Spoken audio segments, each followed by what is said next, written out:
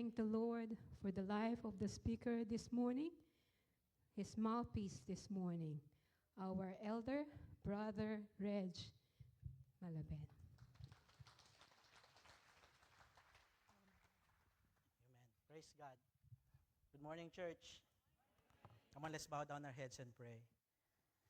Yes, oh God, we exalt you today in this place and even in our life. God, take your rightful place as you deliver your message to your people. I pray that this message will be an encouragement to many for us to continue to walk in holiness and righteousness, to continue to walk seeking and serving you with all our hearts. God, only your name will be lifted up and be glorified. And we honor you, we praise you, in Jesus' name we pray. Amen and amen. Good morning, church. Come on, greet your seatmate, tell them, I love you sometimes. Amen. God is good. God is good all the time. And I was blessed listening to the testimony of Sister Jeneline and the family singing, and Sister Ermi as well singing. And I would like to say it was also my birthday 3 days ago. But I will not sing. As we finish this Sunday service today, we will sing. We will have a declaration to the Lord, about our commitment to Him. Amen? Are you ready to hear the Word of God? Amen. This message I already delivered in our cell group, and I saw people responding to the Lord, serving God faithfully in the cell group. This is not to boast about our cell group or any individual. This is to boast about what God is doing in our lives. Same thing, this is also the message I delivered in another cell group, and I saw this cell group growing in the Lord as well. And it's not about me, it's about God. The word that He is speaking to all of us, to encourage us, also to correct us, to rebuke us, to teach us for righteousness' sake, so that every man, every believer will be thoroughly equipped for every good work. Amen? Hallelujah. And, who came here for the first time? Anyone? Welcome to our church po. Welcome to our church, Christ New Creation. I'm not emceeing. Christ New Creation International, and you are blessed to be here in this church. And I know it's a public holiday. People can just go to, somewhere else, but praise God for your lives. You choose to be here, to honor God in our Sunday service. Now, when we came to know Jesus Christ as our personal Lord and Savior, meaning, when we put our faith in Him, believing in the death, burial, and resurrection of the Lord Jesus Christ, we are called what? We are called born-again Christians, or believers. Amen. Tell your seatmate, you are a believer of Christ. But let me tell you, my brethren, that doesn't stop there. Just being a Christian, just being a believer. In my workplace, I encounter colleagues who say that they are Christians. I'm not here to condemn them, but I do not see the life of living like a Christian, the Christ-likeness. That's why when we encounter the Lord Jesus Christ, our life should not be the same again. Because the Lord is increasing us, the Lord is sanctifying us, the Lord is setting us apart for His work. Amen? Jesus does not call people just to be ordinary believers or Christians in the body of Christ. You are not just an ordinary believer. We are not just called to believe, but to follow and to grow in Christ Jesus. Amen? We are called by God to be disciples of Jesus. That is a very important word that we need to understand, brethren. The word disciple. And we are blessed in this church because we have discipleship trainings that we are having. And I'm a product, not only here in New Zealand. When I started as a Christian in 2012 in the Philippines, through CNCF, we had discipleship. And coming here as well. And I will testify as I end, this message.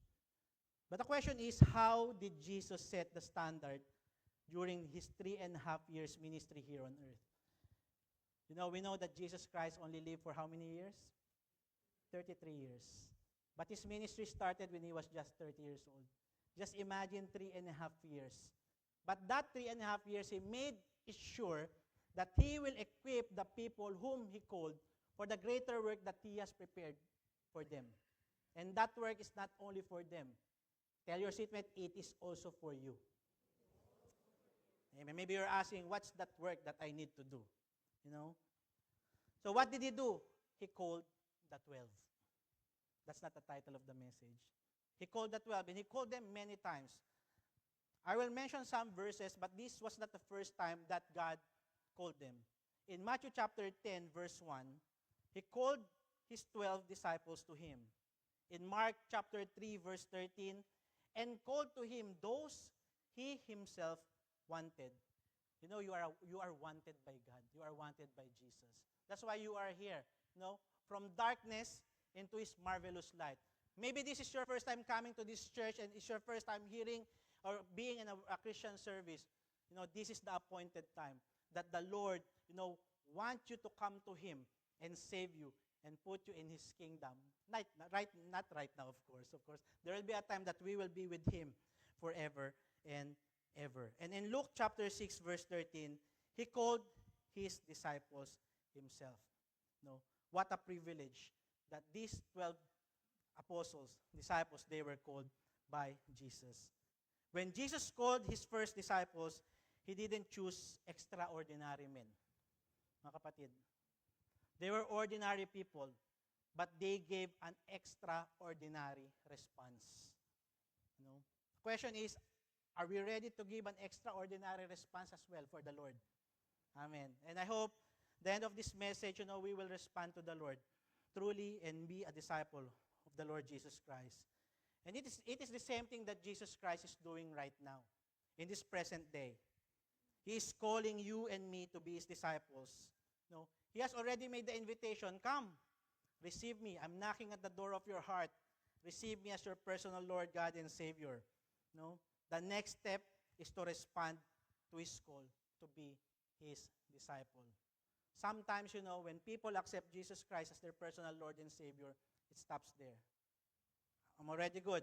I'm already a Christian. I'm already saved. You know, but as you continue to grow in the Word of God, and as you continue serving the Lord, you will realize that, you know, you are continuously growing as well as a person, as a Christian. You know, you should not be stagnant. Our walk with the Lord should be progressive. Amen? And I know, you know, most of us here, when we started, you know, we don't know what to do in the church, how to serve, but look at you now. You are faithfully serving the Lord. And my prayer that all of us here in this church, you know, we will all serve the Lord. That we will all be disciples of the Lord Jesus Christ. Amen? He started with the 12. He discipled the 12 to prepare them for greater work He commissioned them to do. But when you read the Bible, when you read the Word of God, remember that it is not only for those people on those times. It is for you and me. That's why God gave us the Bible. The acronym Basic Instruction Before Leaving Earth. Because this is where we get wisdom on what we need to do. Amen? So the next step is to respond to His call to be His disciple. The works of God, the Great Commission, must continue. Last Friday, we had the message through Pastor Jeremiah in our Bible study. And we learned about we are all obliged. Or I use the word of Pastor Jeremiah, we are all obliged. We are all obliged, you know, to be partakers of the Great Commission. And what is the Great Commission? You know, in Mark chapter 16, verse 15, it says, and He said to them, go into all the world and preach the gospel to every creature. The salvation of man should not only for, you know, just for us. It's just for me. When we receive the Lord Jesus Christ, we start serving the Lord, but we need to have that great burden in our hearts. You know, to also be sharing the gospel to the people around us. Most of us raised our hands last Friday. When Pastor asked, you know, if we have family members who are still unsaved, that we are still praying for them. And many people raised their hands. Because we have that great burden that it is not only us who will be saved, even our family members. And even yesterday when we went, you know, every Saturday we go to evangelism in Pakurangan Night Market and other night markets.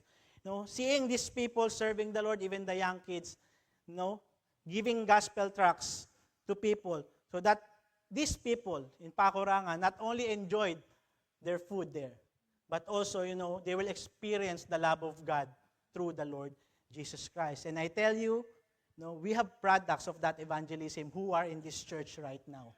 And we are blessed that we are seeing these people continuously growing in the Lord. And that's what we want to see. Amen? Hallelujah. In Matthew 28, verse 19, the Bible says, "Go therefore and make disciples of all the nations." We are not just here to share the gospel. People come to know the Lord, we need to disciple them. We need to disciple these people. And we praise God that we have the church, our church, that helps us to disciple these people. Hallelujah. So we need to respond to the Great Commission. That's why the title of this message is Jesus is calling you to be His disciple. Tell your seatmate, Jesus is calling you to be His disciple. No? You are not just a member of this church. You need to be a disciple of the Lord Jesus Christ. No, I'm not here, commanding you. It is the Word of God commanding us that we need to be disciples of the Lord Jesus Christ. Amen? And I praise God for those who are tirelessly serving the Lord, the music ministry, practicing Saturday, Sunday, and even the other ministries that we have in the church. Praise God for your lives because you choose to serve God. You choose to be a disciple of the Lord Jesus Christ. And my prayer, like what I've said at the end of this message, I pray that we will go out of this room, that we will say, I am a disciple of the Lord Jesus Christ. Amen. But you may be thinking or asking right now, what exactly is a disciple of Jesus? You want to know? Amen. Let's read our Bible. Amen. But before we answer this, I would like to share with you an interesting biblical fact, mga kapatid. No? If you read through the New Testament, I hope we are reading the Bible daily. The Bible says that we need to meditate His Word, the Word of God, day and night. When you read through the New Testament, you will find the word Christian used only 3 times. Only 3 times. In Acts chapter 11, verse 26, in Acts chapter 26, verse 28, and in 1 Peter 4, verse 16. Brethren, this is not to demean the word Christian.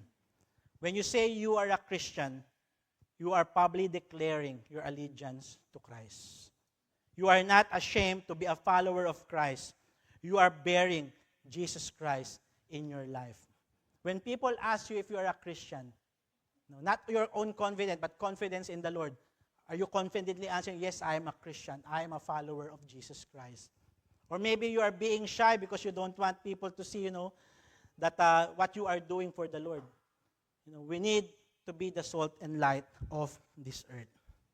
Amen. However, 3 times the word Christian. But in the Bible, you will see the word disciple, it was used 296 times in New International Version. It's interesting, isn't it, mga kapatid? 296, like 99 times more than the word Christian. And what does it mean? Jesus is indeed calling you and me to be a disciple. Now look at your seatmate intently in their eyes and tell them, be a disciple of the Lord Jesus Christ. Amen. Amen. So we are not a recruitment agency here in this church. I was an HR recruitment in the past, but I'm not recruiting. Of course, we are recruiting people for the Lord, not for band, not for this church, but for the Lord. And praise God that we have this church that the Lord is using. Amen. Now let us learn the meaning of disciple. A disciple in Greek, mathetes, M-A-T-H-E-T-E-S, means a learner, a student, a follower of Jesus Christ who commits to imitating His life. Now we are in the world of social media. Are you following vloggers, famous people in the internet or in the social media, more than following Jesus Christ? We have vloggers in our cell group. I don't know if I follow. Do I follow? But you see in this world right now, people are following those vloggers, millions of followers. And they are doing what they are doing. But how about us? Are we following Jesus Christ? Are we putting a like or, to the Bible? That we are meditating the Word of God daily? Or we are spending more time, following these people rather than following God? We need to wake up, Christians. We need to spend more time following and meditating the Word of God in our Lord Jesus Christ. Amen. So the Greek word mathetes, a learner, student, or follower of Jesus Christ who commits to imitating His life. The Apostle Paul says in the Word of God, imitate me as I imitate Christ.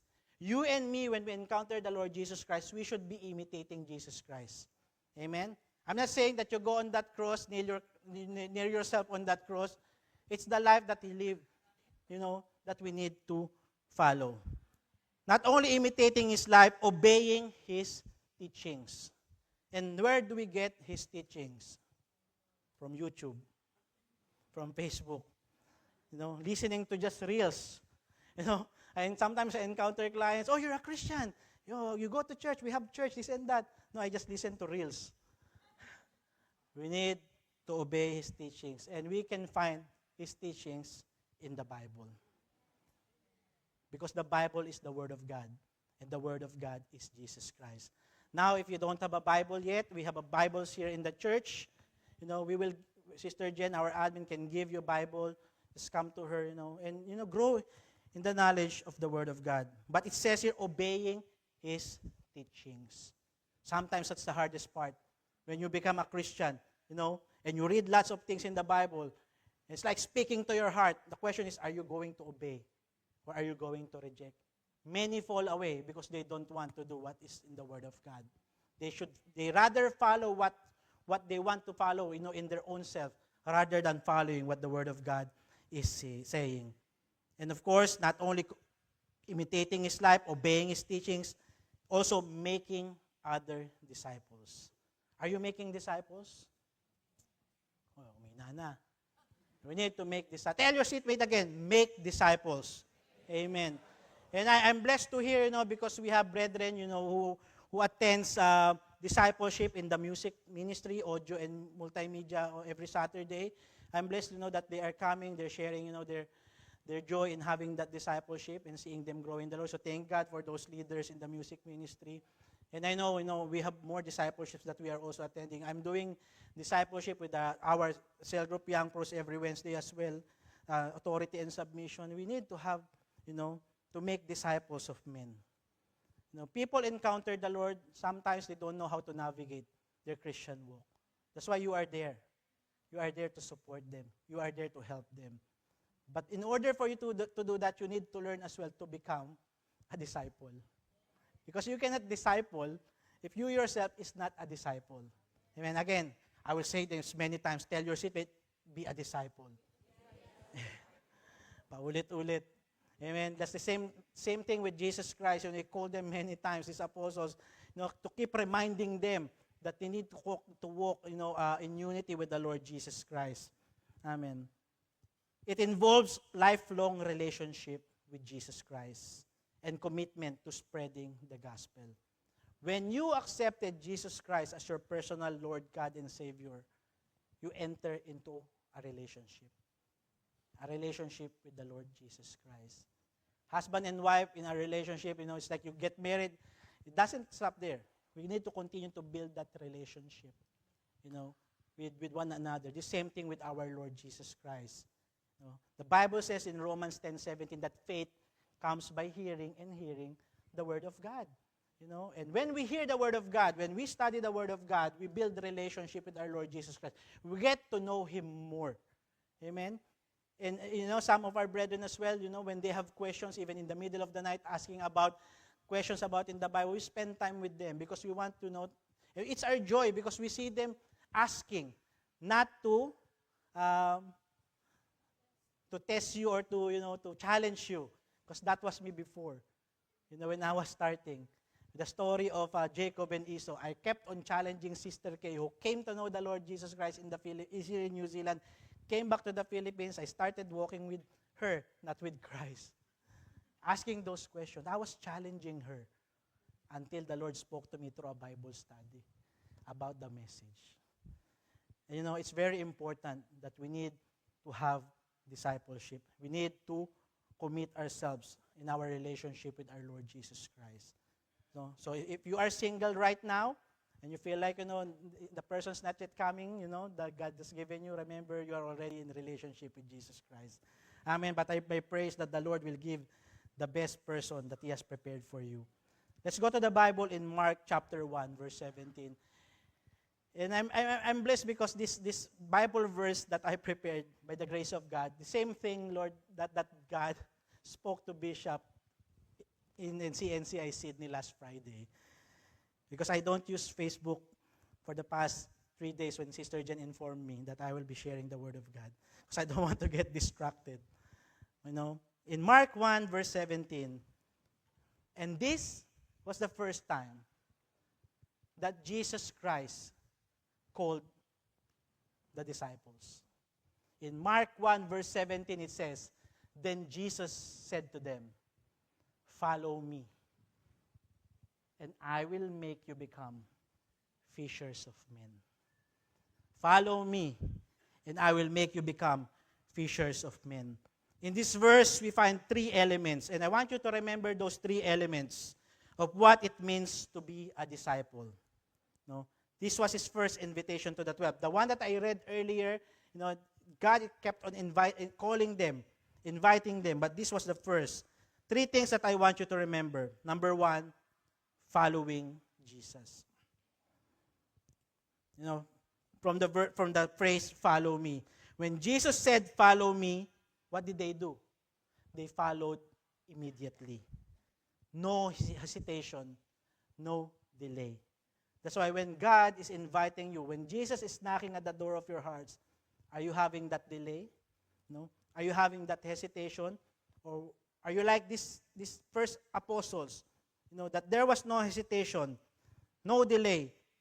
They left what they had and followed Jesus Christ. Number 2, being changed by Jesus. When you follow Jesus Christ, your life will not be the same again. It's for the better, of course. In the Bible verse, it says, and I will make you become. It is Christ, through His Word and Spirit, that He will make you and me become to what He has intended us to be in the body of Christ. And I want to use this. I got this from the Sydney small notes. Being changed by Jesus. Be willing to be corrected. True discipleship involves humility. We grow when we allow God and also godly and matured brethren and leaders to correct and shape us. How can we change? We cannot change ourselves. But God can change us through His Spirit and His Word. But God can also use people. The question is, are you able, are you willing to humble yourself before the Lord? Or when you are being corrected, you move from one church to another. And when you are corrected there, you go to another church. And I am blessed because in this church, I've been corrected many times. Even in Bible study. I was so complacent doing Bible study in my pajamas in Kathmandu because I said, it's okay, it's raining, with only home group. And a loving pastor called me and a lot of introduction, this and that. What are you wearing during your Bible study? Pastor, I'm really sorry. And I learned. Next day, I went to Manawa Bay. I went shopping in Manawa Bay, making sure that when I stand, even if it's just home group Bible study, because we have Facebook Live, not to boast of what we are preaching, but to reach out to our family members in the Philippines or wherever they are. So I bought, and now I learned I will not wear pajama during Bible study. So I encourage all the leaders. What I learned from that leader, praise God for his life, is we are representing Christ. And we need to represent Him well. Not only leaders, every believer in the Church of God, we need to represent Christ well. Amen? When God is changing us, that is number 2, we need to obey what He is telling us to do. Even the leaders that we have. Because it is for our own good. It is not for the good of that leader. It is for the good of you, for the glory of His name. Amen? Number 3, committed to the mission of Jesus. The Bible says in Mark 1:17, it says, fishers of men. We need to be fishers of men. When He called the apostles, He told them, become fishers of men. That's why, discipleship is essential. When you say essential, it is important in our spiritual growth. The Great Commission, the sharing of the gospel of the Lord Jesus Christ for the salvation of men cannot be fulfilled without raising disciples. Amen? That's why we are blessed. Yesterday, we were many in that evangelism led by Pastor Jeremiah. And we are praying not only in that area, that even in West, in Central, in South, in East, there will be lots of evangelism happening. But it cannot be if you will not, take part of it. The Lord, is calling you and me, as He had called the 12 to be partakers of the Great Commission. We need to respond to this calling that God has given us in Matthew 28:19 and in Mark 16, verse 15. Because there is a greater work that we need to do. If you think about this, these three things sounds easy. Following Jesus, being changed by Jesus, committed to the mission of Jesus. Actually, it's not easy. Why? Because there is cost to discipleship. There is a cost to following Jesus. That's why He only started with His 12. But there were many followers during that time. But it is He discipled the 12. But I'm not saying that I will just choose 12 right now because we need to disciple more men and women. He taught, He trained, He equipped them to prepare them for the greater work. Like what I've said, that is the Great Commission. We see in our churches today, mga kapatid, and sometimes it's sad, that we see that most Christians are only members or attendees. They come to church. And I'm not here to condemn people.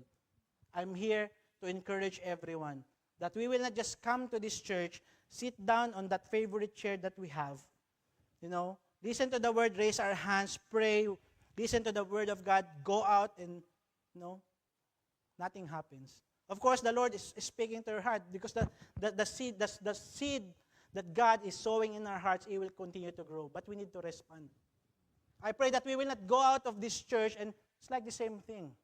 We go out of this church and we'll say, can I find the admin? I want to enlist to a ministry in the church. Amen? We need more people serving in the church. I was telling our audio brethren from our cell group, please talk to your leader. And we pray that there will be more audio because if we have an event on a Saturday, one of you, maybe two of you cannot come. We need to have more workers in the vineyard of the Lord. Not only in the service in the church, but even in the Great Commission. In going to all the world and preach the gospel of the Lord Jesus Christ. Being a Christian only becomes ordinary or a routine to some people. It should not be. Why? Why is it? Because people do not or are afraid to commit because of the cost. Right? Like right now, it's public holiday. It's good to go somewhere else. You don't mind about the petrol prices. Go on a holiday because the next one is in June. Right? After this, June. So why not just enjoy the time going for a holiday? You are rostered. Sometimes you don't message your ministry leader. Sometimes you don't tell your cell group leaders. Or maybe your elders in the church. And you don't come. We need to learn to prioritize the works of God. I'm not saying we don't enjoy things, the things of this earth. We have a beautiful country here in New Zealand. But let us learn, to prioritize the works of God. Amen? But of course, do not look, where are the others? See, brother, where are they? Are they having a holiday right now? Don't do that. Let us continue to pray for one another. There is a cost. Now let us study this scripture to help us on how we must live our lives as we follow Jesus Christ. as His disciples. Let's go to Matthew chapter 16, verse 24. And I will read from NKJV, and I will also read the Amplified. I love Amplified version. I think this is the second translation that I read when I was a young Christian. Matthew 16:24. Then Jesus said to His disciples. Remember this. He already said to His disciples. But now He's reminding them again. If anyone desires to come after me, let him deny himself, take up his cross, and follow me. Now I want to read in Amplified version because it's more amplified in how it's being said. But of course, this is the Word of God. It has power. Then Jesus said to His disciples, if anyone wishes to follow me as my disciple, he must deny himself, set aside selfish interest, take up his cross, expressing a willingness to endure whatever may come, and follow me, believing in me, conforming to my example, and living, and if need be, suffering. Sometimes when you hear the word suffering, I don't like anymore. Or perhaps dying because of faith in me. Sometimes people, they don't want to be a Christian. Because they say Christians, they have more sufferings, they have more challenges. Even if you're an unbeliever, you will experience it. But the hope and assurance that we have Jesus Christ. Amen? He is our blessed hope. No. Remember in this passage, Jesus was talking to His followers, which He already called disciples. But His messaging was for them to fully understand what it meant to be a disciple. No, the setting highlights the gravity of discipleship and the cost associated with following Jesus. Most of you, you've been here in the church for so long, and you've experienced so many things, but you remain in this church. You remain in the body of Christ. And I praise God for your lives. And you are setting an example to the greater body of Christ, to the greater church, to everyone, especially to the new ones. That's why when new people come to the church and we testify to them, sometimes, you'll have to testify so many things in the welcome corner, but we testify. We share the goodness of God to them, because these people, they may be battling with a lot of things in life. And when they hear your testimony, it is an encouragement. That's why, my brothers and sisters, when we see you people, and now we are in recession, the whole prices are at that high. Don't be like a discouragement. It's in New Zealand, it's hard to find a job, this and that, blah, blah, blah, blah, blah, blah. Because when we came here, I praise God for Brother Harrison, who was an encourager to us. Even it was difficult during that time. But praise be to God, that He knows, that we can find hope in the Lord Jesus Christ. That's why when we are ministering to people, when we are discipling people, that they will find hope in the Lord Jesus Christ. Amen? So 4 things in that Bible verse. First thing is, if anyone desires to come after me. Do you know that this statement is an invitation from the Lord? Come. Come. Come. If any man be willing to come after Jesus, it's not forced. It is voluntary choice. When God invites you, it is a voluntary choice. Though sometimes we are being intentional to invite people, but at the end of the day, it will still be their choice whether they will come or not. The same thing for you and me. But praise God for your lives that you responded to the invitation of God, that you came. And now you are experiencing, being in the presence of our Lord Jesus Christ, enjoying fellowshipping and having that relationship with Him. The gospel benefits solely on the basis of personal choice, free will. God He did not create us as a robot. He has given us the free will. And my prayer, if there are still people here, who still don't commit their lives to the Lord Jesus Christ, now is the time that you commit your life to the Lord Jesus Christ. To come after means to become Jesus' committed disciple.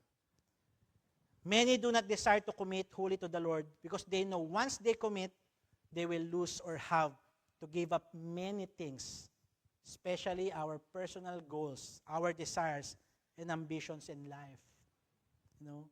I'm not saying it's bad to have ambition in life, but now it's not about it's about now aligning our will and plans to the will and plan of God.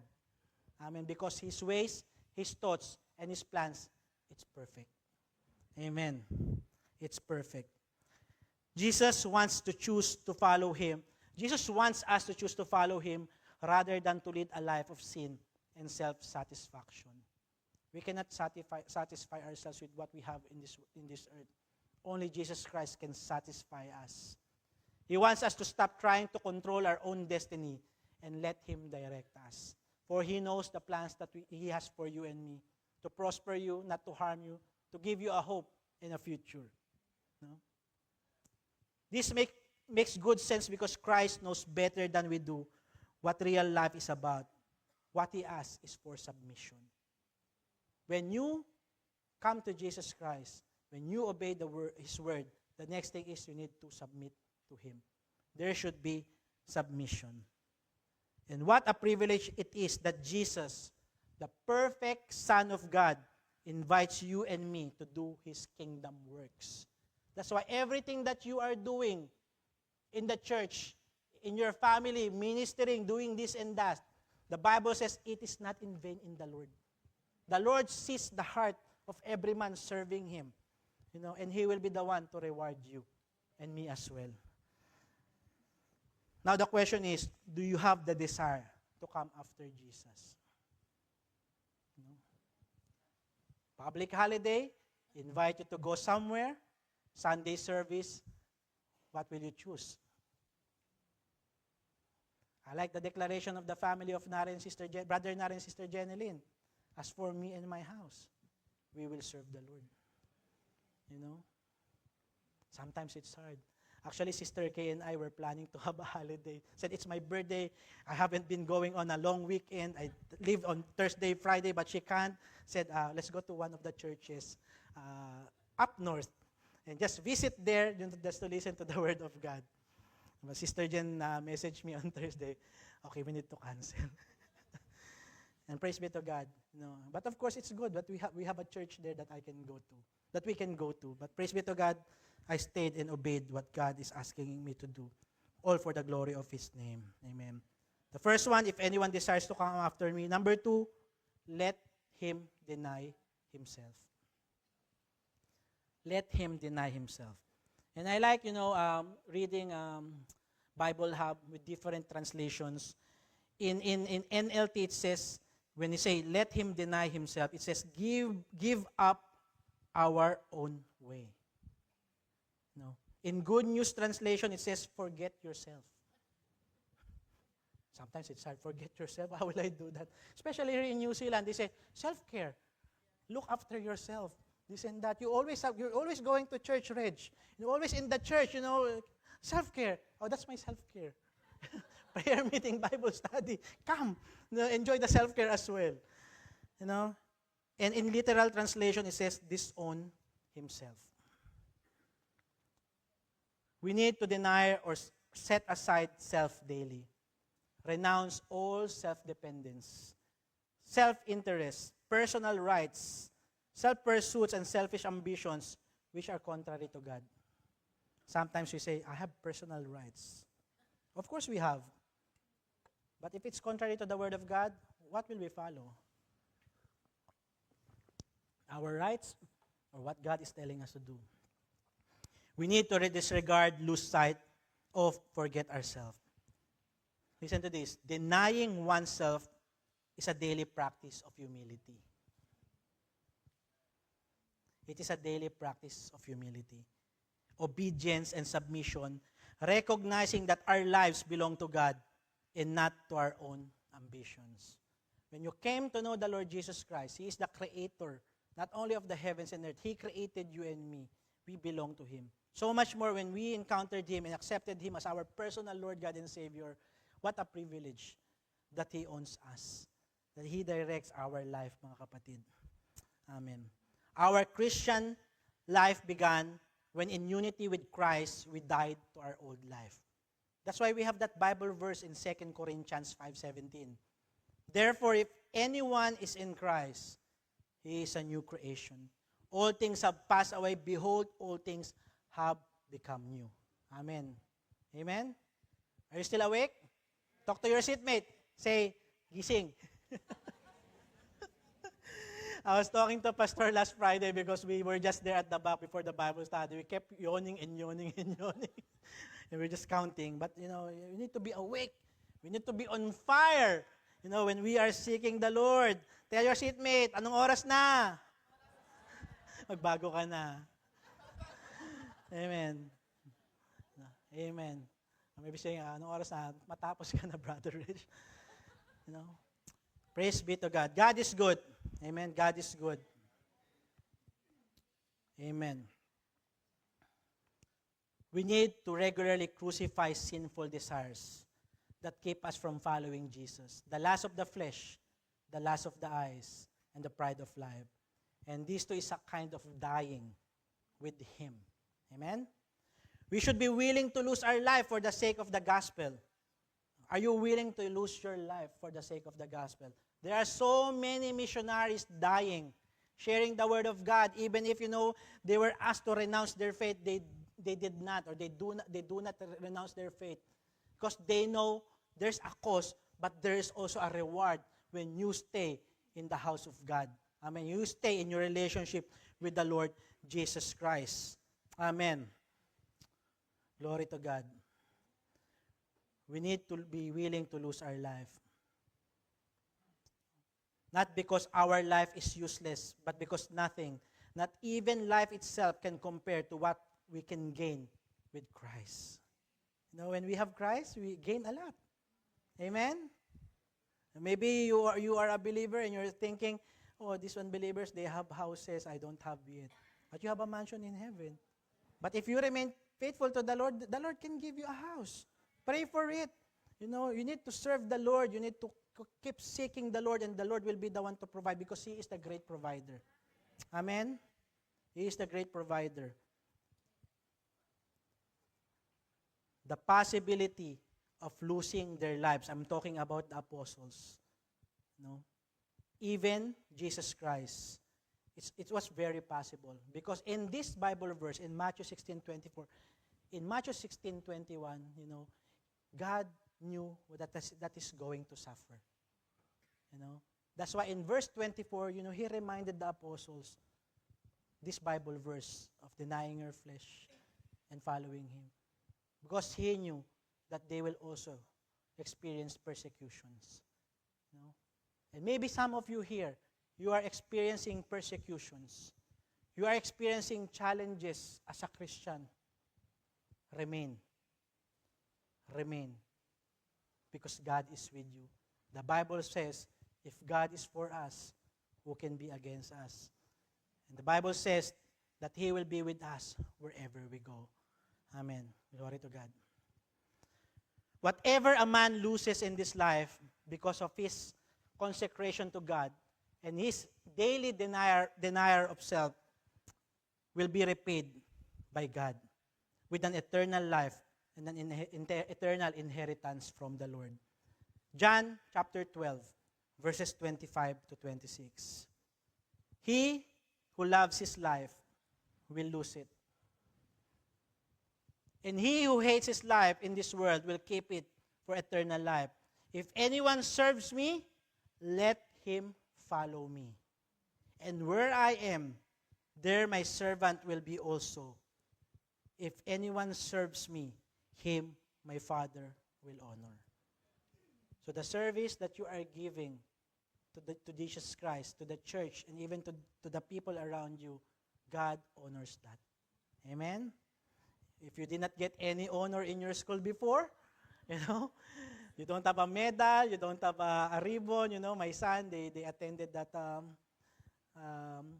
athletics day. Last year, she was crying, so what our sister, another sister did prepared our own medal for Samuel and David, that just in case they do not win, they have the medal that they can wear.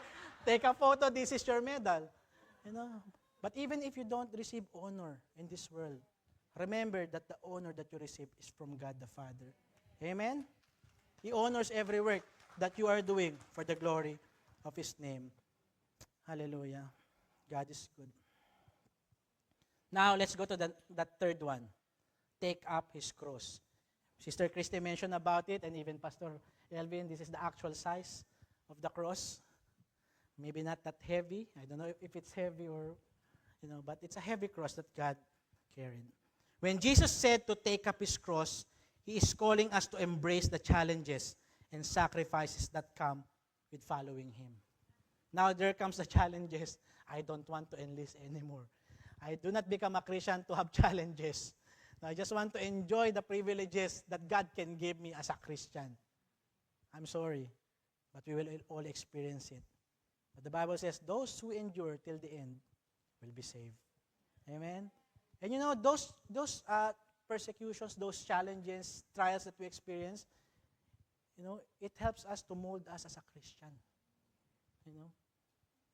And that's our prayer for the brethren who are experiencing problems, maybe in their health, in their visa, in their workplace, that they will continue to put their trust in the Lord Jesus Christ. That they will not say, I don't want to be a Christian anymore because nothing's happening in my life. God has His perfect timing. And what the Lord has taught me in my experience in New Zealand is He's changing my heart. Because I thought I was already humble, but Lord humbled me more. And God provided, the best work.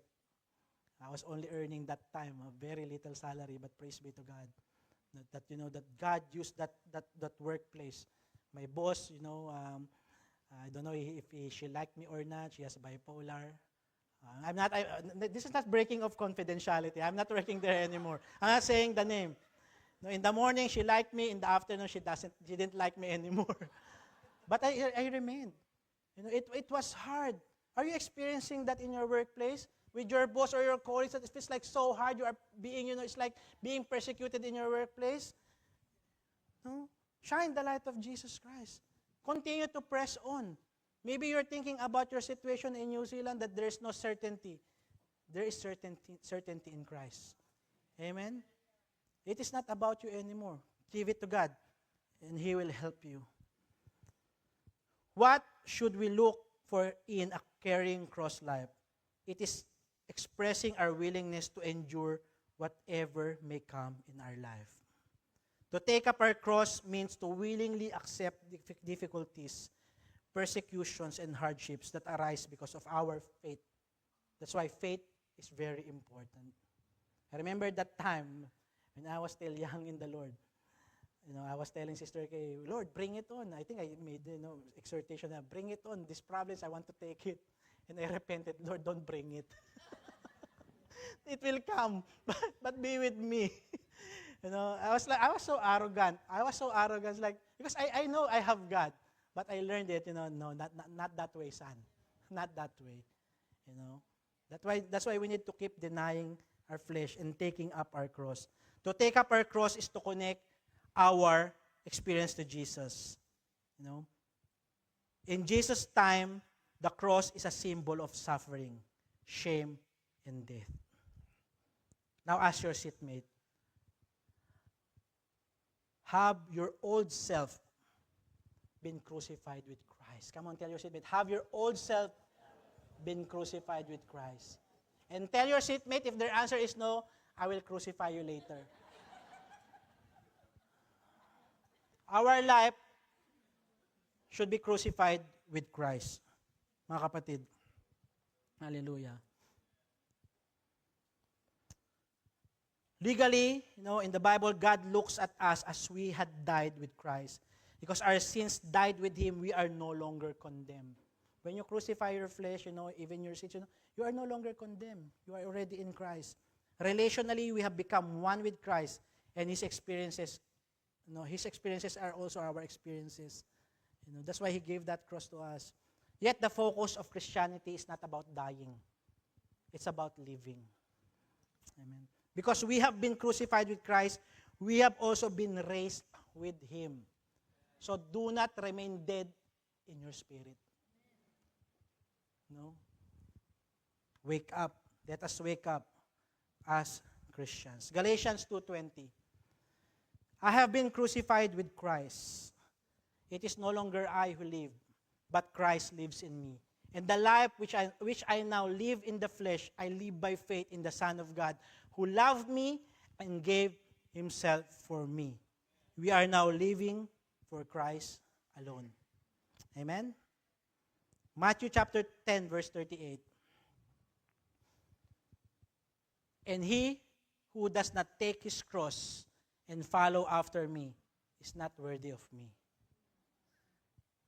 And this is the ultimate call, no, to commitment, to action and commitment. To follow Jesus means to live as he lived, to love as he loved, and to obey his teachings. Are we ready to do that, brethren? No. Papahina ng pahina.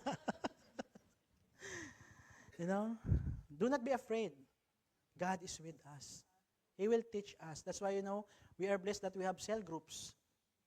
Because that's where we learn. That's where we grow. We have discipleships. We have upcoming leadership training. We have ICID. Because the Lord wants us to learn more about His Word. To take up our cross and follow Jesus means to be willing to publicly identify with Him, to experience certain opposition, and to be willing to face even suffering and death for Christ's sake. In Luke chapter 14, verse 27,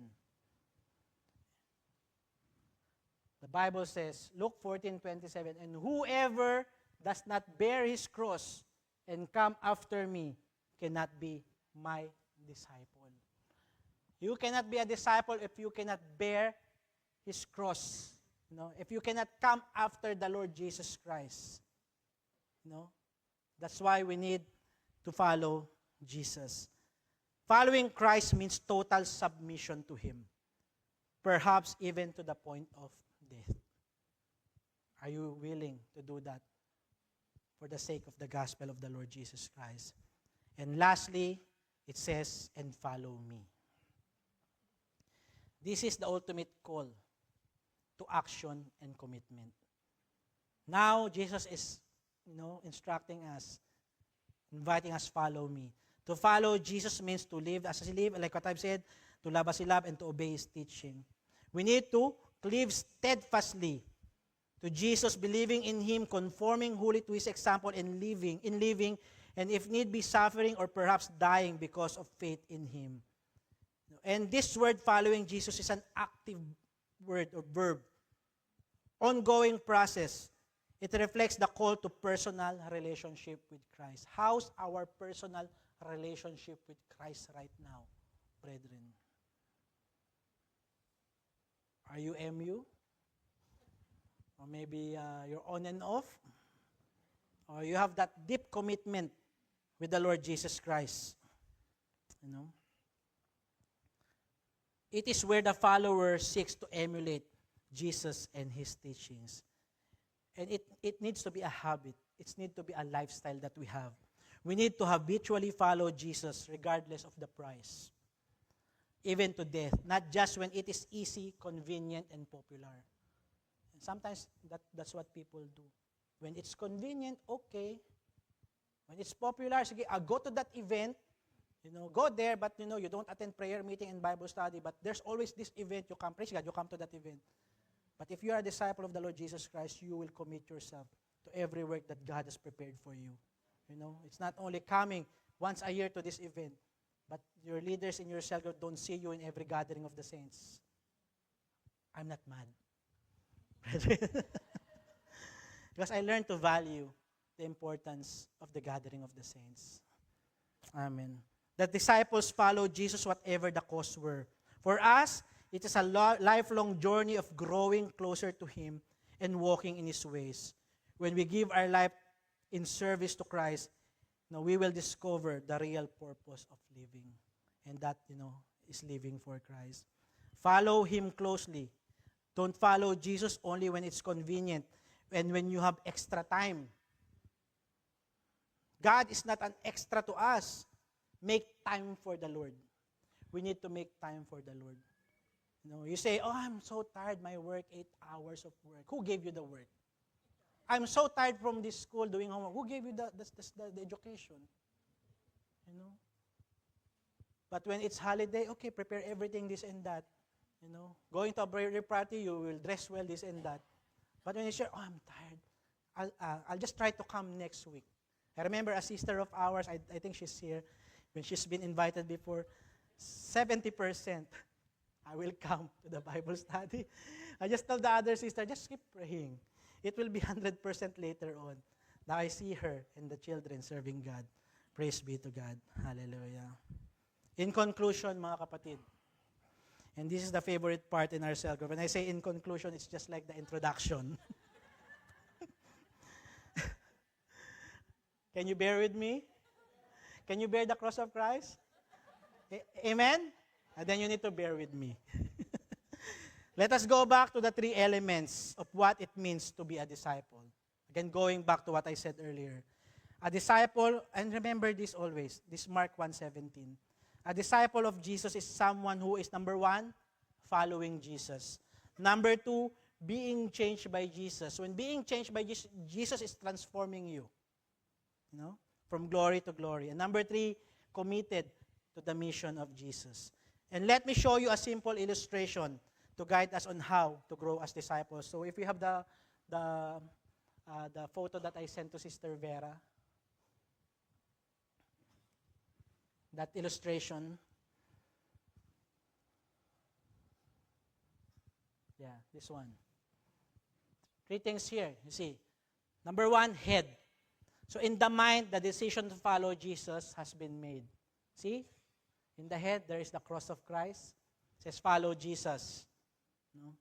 A person needs to connect in discipling relationship. You need to connect. Youth Connect. Amen? It's good that the name of their group, Youth Connect. You need to connect. First things first, you need to connect to Christ before you connect to the people, the fellow believers. That's the first connection that we have. You need to connect, to our Lord Jesus Christ. Number 2 is the heart. In discipling relationships, we are changed by the Word and by the Spirit of God to become more and more like Jesus. And when you become more and more like Jesus, you are changed by Jesus, you start ministering to people. Of course, not like this that we are standing in front of the pulpit. Your testimony is also already a ministering, discipling to know how the Lord changed you, how the Lord is moving in your life. You have that burden in your heart. That's why, you love to testify. You love to share to these people the love of Christ that you experience, that you also want them to experience. Number 3, the hand. By our actions, we are actively committed to the mission of Jesus. A person needs to share the gospel and minister to others. We need to minister. When God says, be fishers of men, that's what we need to do. Amen? We are blessed, like what I've said in our church, that we are being discipled in many ways. Ongoing discipleship trainings, discipleship in cell groups and ministries, one-on-one or maybe small group discipleship, and we have the ICED, the International School of Effective Evangelism and Discipleship, for the Lord to equip us. So if the Lord is speaking to your heart, I don't know if you can still enroll. Late enrollees are still accepted, Sister Jen. She doesn't, she will confirm. But you are welcome to, because we were products of ICED, Sister Jen, Brother Sam, Sister Kay, and a lot of us here.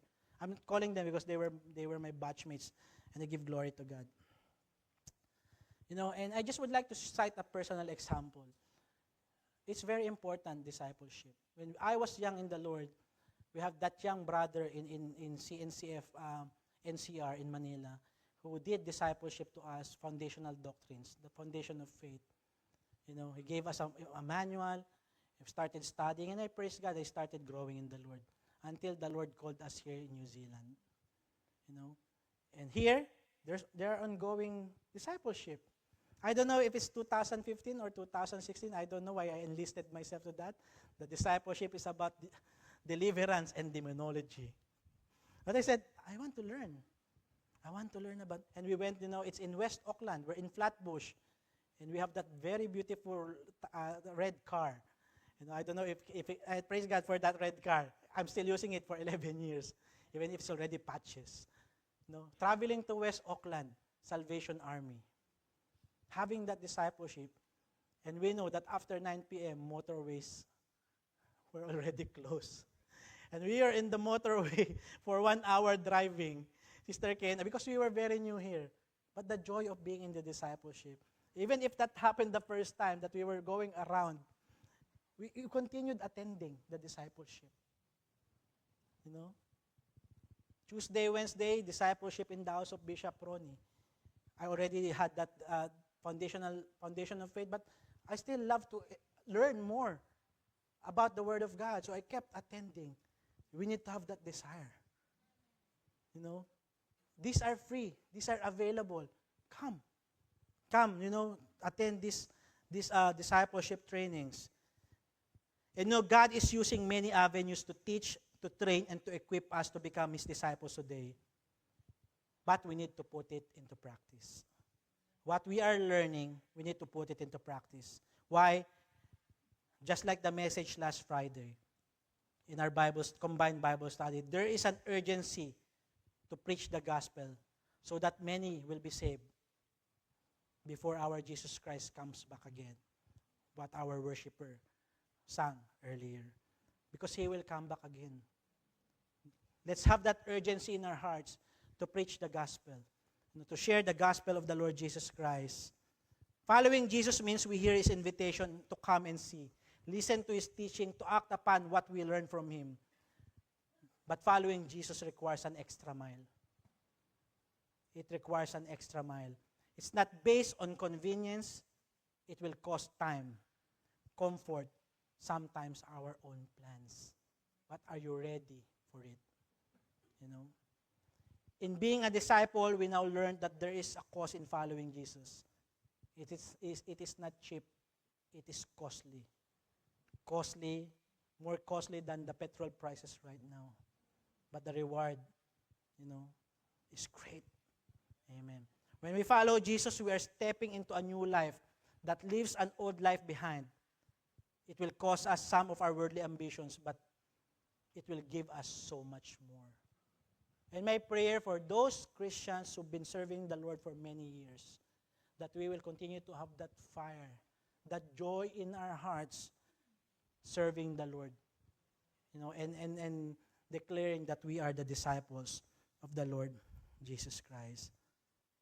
We think about the cost of following Jesus Christ, but did you think about the cost of what Jesus Christ did?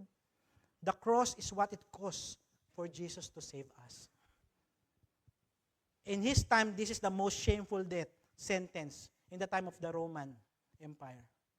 If you are crucified on that, He was not only crucified. If you watch the Passion of the Christ, as how He was marred, you don't want to see it. Not all criminals experience that, only Jesus Christ did. So people will not say, other people can do that. But He endured. He endured. Jesus Christ gave up His home in heaven to be born, live, and die as a human being. Jesus single-mindedly lived in the direction of the cross. Are we also going to do that, brethren? That our direction is going to the cross. Focus your eyes on Jesus, the author and the finisher of your faith. Jesus used the image of carrying a cross to illustrate the ultimate submission required of His disciples. Luke chapter 22, verse 42, it says, Father, if it is your will, take this cup away from me. Nevertheless, not my will, but yours be done. Brethren, Jesus Christ is not against our pleasure, nor was He saying that we should seek pain needlessly. Jesus was talking about the great effort needed to follow Him moment by moment, to do His will, even the work is difficult, and even we think that the future looks empty. But if you have that faith, it is the substance of things hoped for and the evidence of things not seen. So let me encourage you, church. Yes, there is a cost to discipleship. but remember the eternal reward that you will obtain when you commit yourself to a life of discipleship, when you commit your life to the Lord Jesus Christ. And this is what we want to hear from our Lord Jesus Christ in Matthew chapter 25, verses 21 and 23. That when we meet Him face to face, He will say to us, "Well done, good and faithful servant. You are faithful over few things. I will make you ruler over many things. Enter into the joy of the Lord." Do you want to hear that, brethren? Do you want to hear that? Oh, tell your seatmate, do you want to hear that? Oh, be a disciple. Amen. Also, when you made the decision to follow Jesus, there is no more turning back. Whatever the cause is, let us continue to fight the good fight of faith. For those who endure till the end will be saved. Amen. But the question is, brethren, and I will end with these two questions. Are we willing to become a genuine follower, disciple of Jesus Christ? Being genuine, being authentic, being real. Will we respond immediately like the first disciples when Jesus Christ called them that Bible verse in Mark 1:17, "Follow me, and I will make you fishers of men." No? Are we going to respond immediately? Without hesitation? And if you want to commit your life to the Lord Jesus, come on, let's all stand up.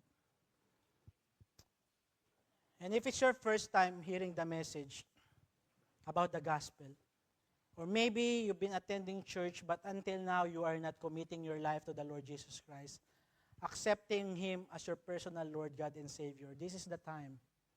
This is the time that God is calling you. Whoever you are, wherever you are seated right now, if you want to receive Jesus Christ to be your personal Lord, God, and Savior, this is the time. Anyone from this church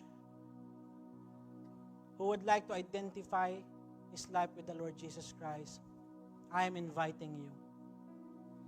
The Lord speaking to your heart through this message, not because of me, but because Jesus wants to save you. Jesus wants you to be partaker of the works that He's going to do. And if you have not fully surrendered your life to the Lord Jesus Christ, come. The Lord is inviting you. Come to the Lord. Come to this altar.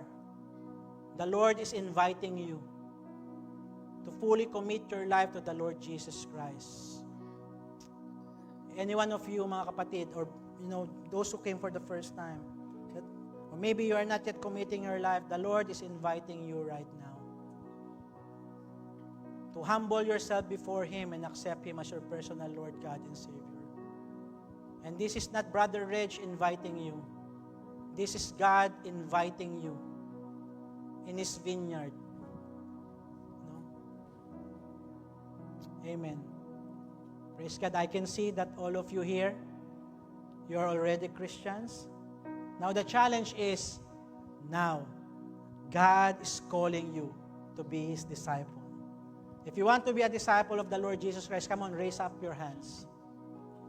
Can you take a photo of these people? No, I'm just kidding.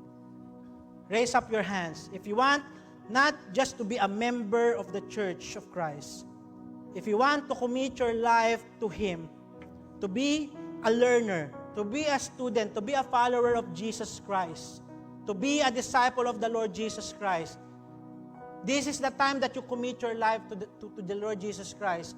The Lord has given you a home.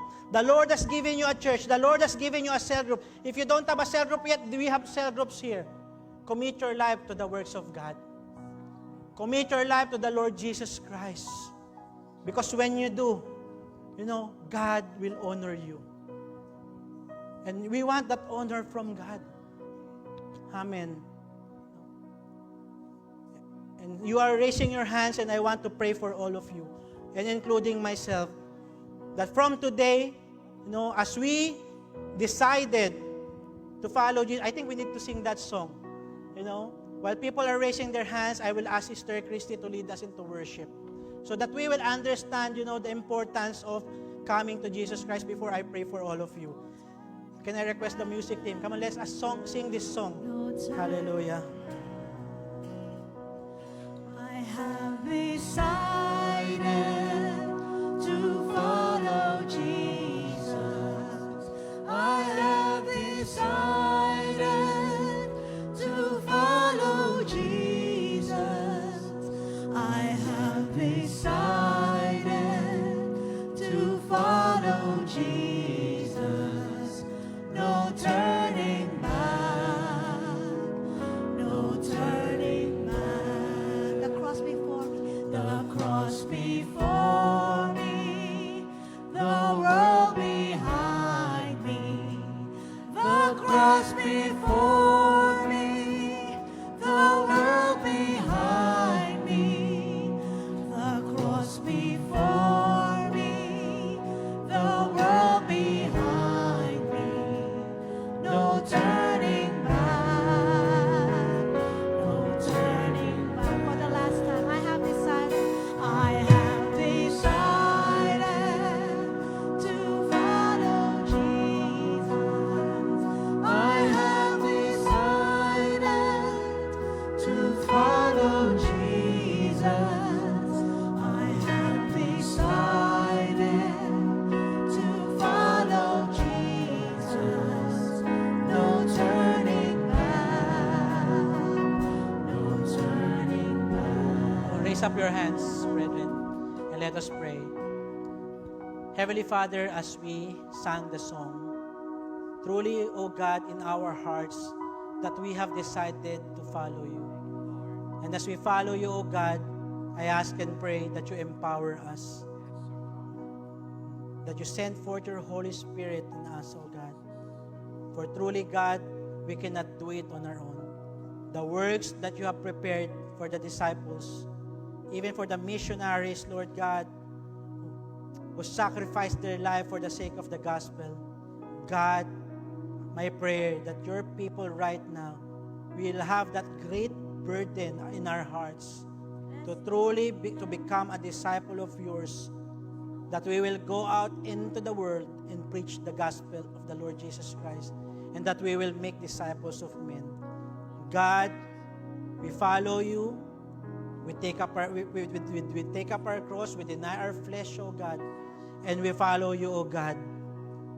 And this is our desire, to continue to live our life according to your will and plan. Bless your people, O God, and I pray through the message that you have imparted to us, many more souls will commit their lives unto you in serving you in the church, in belonging themselves in any cell group, O God, and all the more spending more time with you in meditating and reading your word.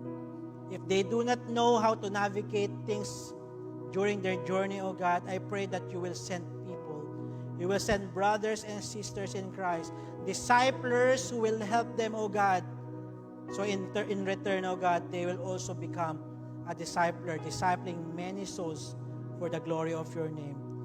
We thank you, O God, for this message that you have given to us today. We thank you, Lord God, for the life of everyone who are toiling and laboring, our leaders, our pastors, our elders, our deacons, the ministries, every ministries that we have, who are serving you faithfully, O God. God, honor the works of your people, Father God. And whatever they're going through in their lives, O God, be it physically, emotionally, financially, or whatever it is, God, you are their portion, O God.